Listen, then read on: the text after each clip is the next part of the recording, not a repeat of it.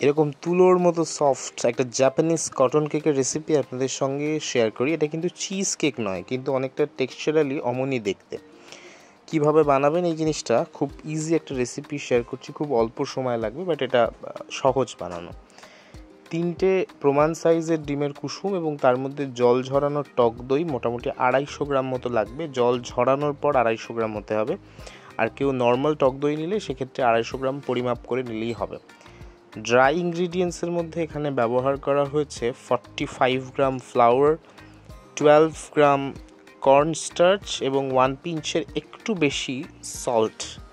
আর দিয়ে দেবো test enhancer হিসাবে 1 table spoon fresh cream, heavy cream অথবা ফুল ফ্যাট ক্রিম, যেটা ইচ্ছা নেওয়া যেতে পারে। এটা জাস্ট ফর টেস্ট এনহ্যান্স করার জন্য আর কি।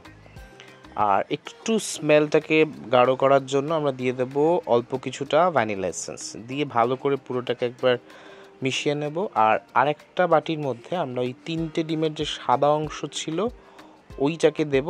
আর 90 গ্রাম পাউডার সুগার আলাদা করে মাপা ছিল, সেখান থেকে অল্প অল্প করে সুগার দেব। আর ডিমের সাদা অংশটাকে ভালো করে মেশাতে থাকবো। খুব ভালো একটা স্মুথ ফোম হতে হবে।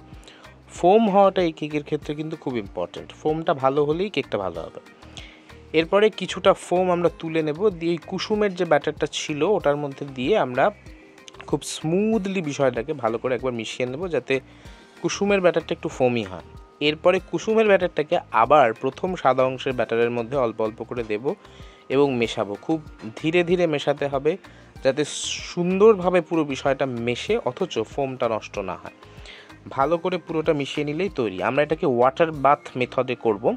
ওয়াটার বাথ করার আগে পুরোটাকে একবার আপনি একটা 5 ইঞ্চ বা 6 ইঞ্চ টল মোল্ডে শিফট করবেন। এটা টল হলেই জিনিসটা দেখতে ভালো লাগবে, খুব ফ্ল্যাট হলে ভালো লাগবে না। ওয়াটার বাথ করার জন্য অনেকে ট্রেতে ওয়াটার বাথ করে, বাট আমি একটু বড় মোল্ডে ওয়াটার বাথ করছি। 8 বা 9 ইঞ্চি মোল্ডে একটু জল দিয়ে তারপরে আপনি ওটার উপরে এইটাকে বসিয়ে দেবেন।